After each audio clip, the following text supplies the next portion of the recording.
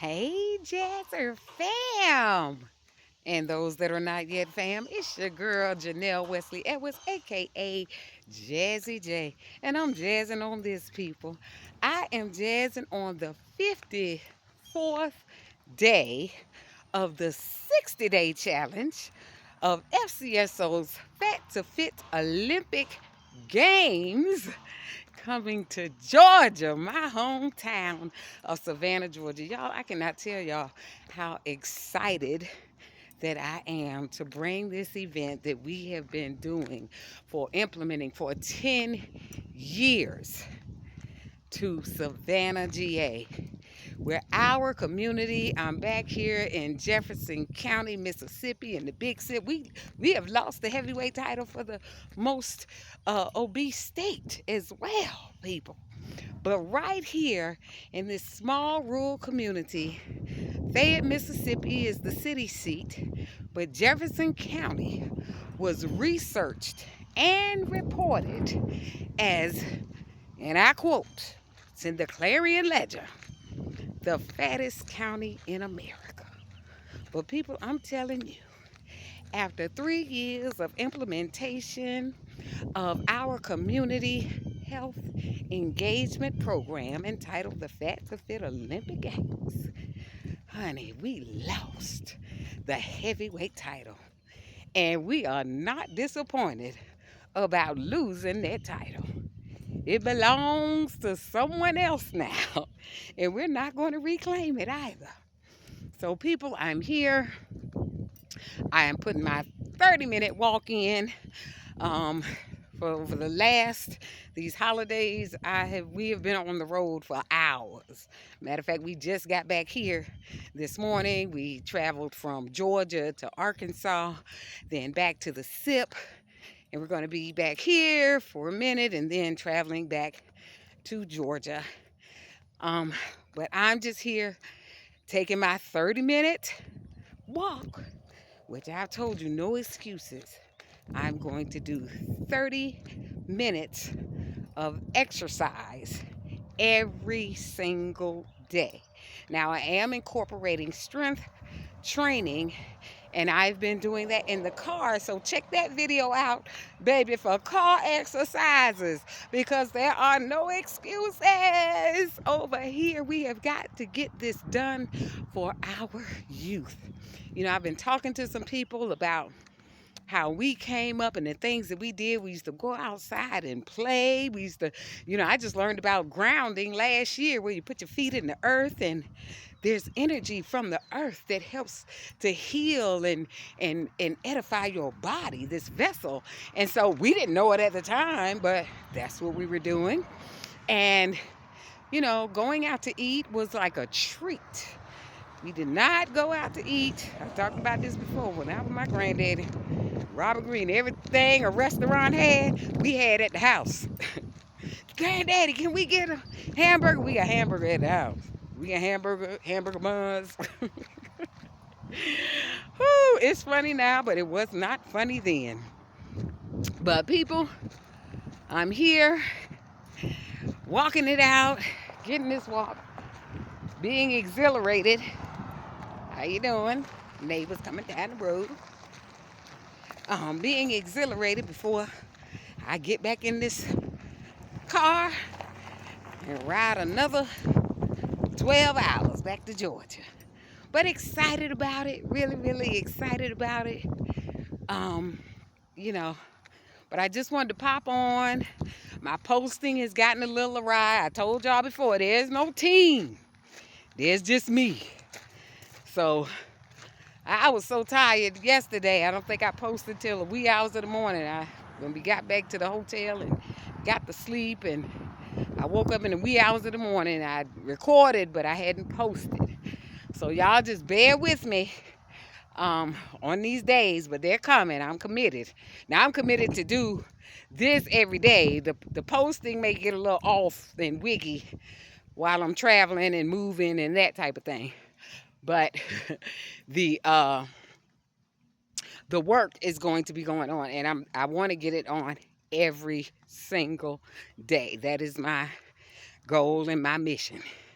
So I just wanted to pop on and let you all see I'm getting my walk in. I'm dedicated, and I do mean dedicated, to be a part of the solution and never, ever, ever a part of the problem. And while I'm walking back, I'm just going to tell you all as we go along, just a story about how this thing came about, how I got to be an executive director of a nonprofit organization. I have a degree in mathematics with a minor in computer science from the Savannah State University. And so this was not on my radar, but when I moved to Mississippi, me and my 3 children, and we got wind of this news of the situation that the community was in. And my now husband, we sat down and we said, what could we do? And so we created the Fat to Fit Olympic Games, which is an award winning. We've won several accolades for the work. I attribute the work that we've been doing in this community consecutively for 9 years before COVID. And then after COVID, we came back last year at Tougaloo College. We started out at the multi-purpose center here. We had about 30 registered participants, and we were able to award 2 bikes.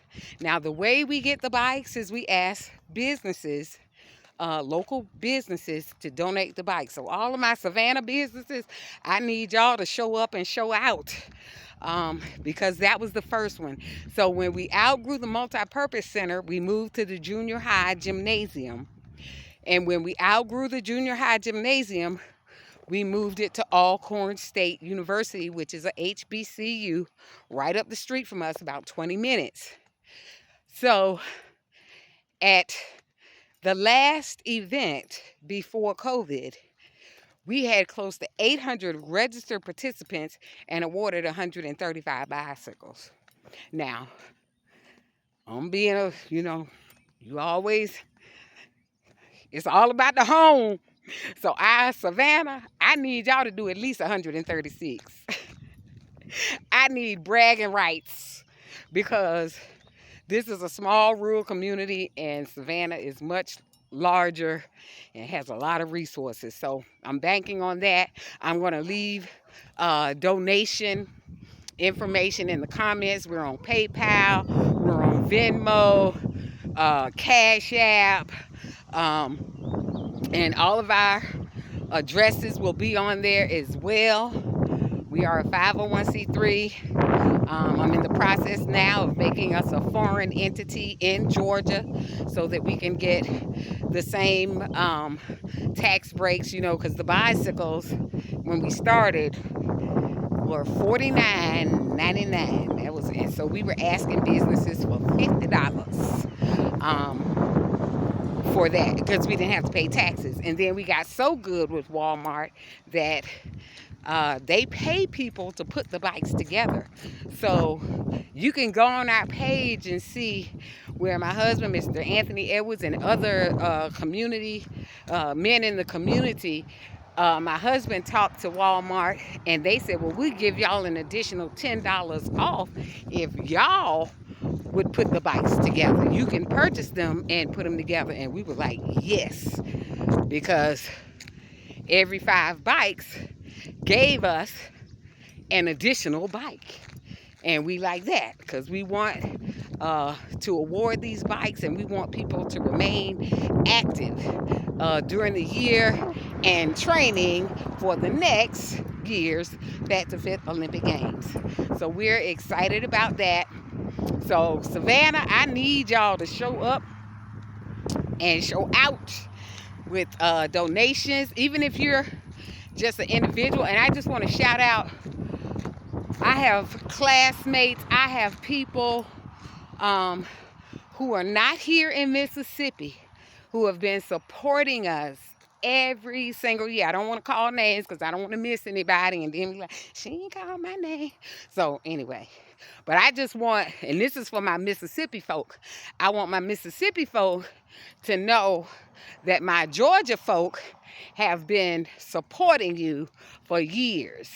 And now, in turn, I would love my Mississippi folk to also donate for the Fat to Fit Olympics in Georgia to reciprocate. We need reciprocation.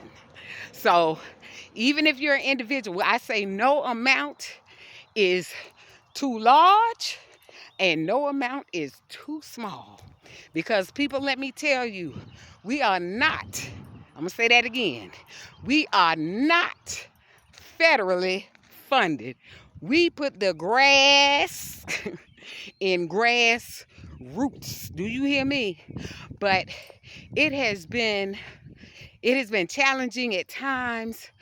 But people, when I tell you, it is a joy, a pure joy to see our youth understanding their bodies, increasing their health literacy, knowing their health numbers, coming back every year, being excited to know that they lost a few pounds, a few inches, that their blood pressure got better, their glucose got better. This is amazing to see and to be anticipating to come back.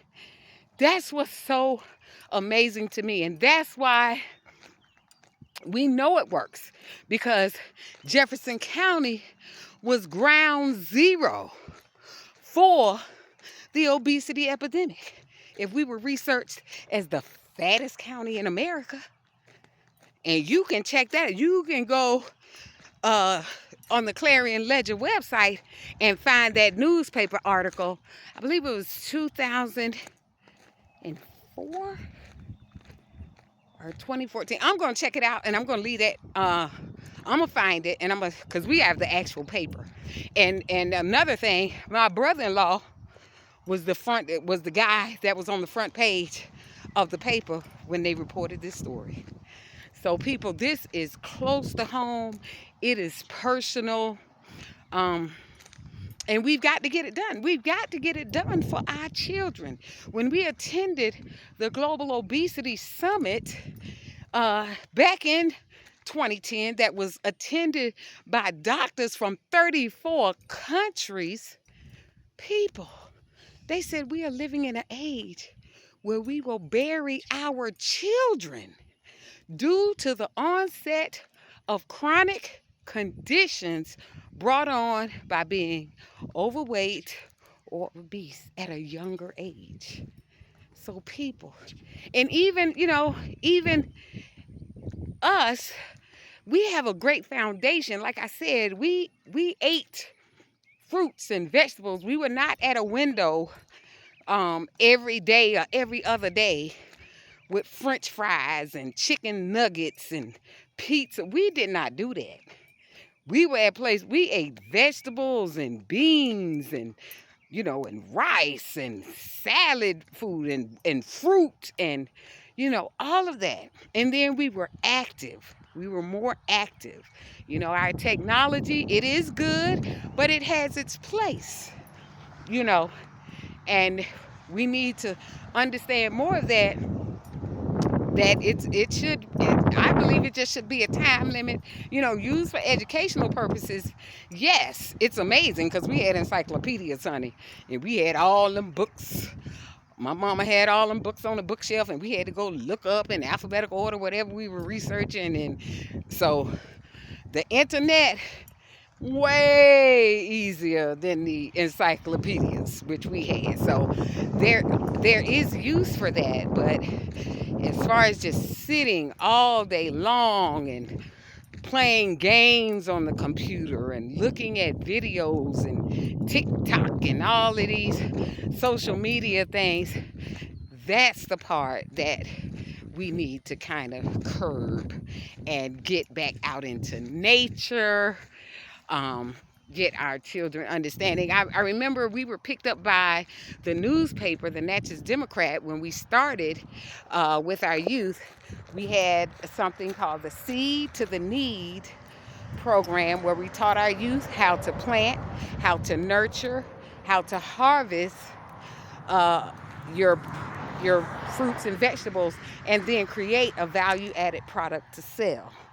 And so that was our first, that's how we got picked up by the news, actually. And they came on the news and they said the fattest county in America is teaching their youth about nutrition. And I was just floored, because I was thinking they were going to talk about entrepreneurism, which is what we talked to them about about setting up establishing a farmers market here, because Jefferson County, by USDA standards, is considered a food desert. We have to travel 27 miles one way to Adams County, the next county over, Natchez, Mississippi, to get to the market to purchase affordable fresh fruits and vegetables. So, just to give you a little bit about that, people, I'm getting winded out here with my walk, but that's fine because I'm getting it in. And so I'm gonna cut it here, because I got a lot more days to be talking to y'all, and y'all gonna be like, she said that already, and I'm gonna keep saying it. I'm gonna say that again. I'm gonna keep saying it until we recognize and understand that our future. And I'm just gonna, okay, one more thing.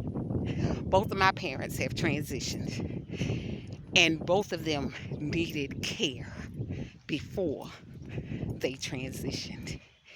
And I am proud to say that me and my brothers were able to care for our parents at home. And we had the capability and the capacity to care for them. But if we keep going down this road that we're on, it's going to be the parent in one bed and the child in the other in the same room. So people, we got to get with it. With every fiber of my being, I know and believe that we are capable, we are willing, and we want the best for our children. We want to leave them blessed, happy, and experiencing this beautiful thing called life, because we're spiritual beings having a human experience, but we want our human experience to be the best experience. We want it to be heaven on earth. That's what we're here to create, heaven on earth. And in order to do that, we must have our health, because health is wealth. And with that, people, I'm going to say this has been a Jazzy J PSA. And as I always say, Jazz love, honey. Jazz do it. Jazz on the journey. And always, and I do mean always, remember in life to jazz as you see it. Loves. Mwah!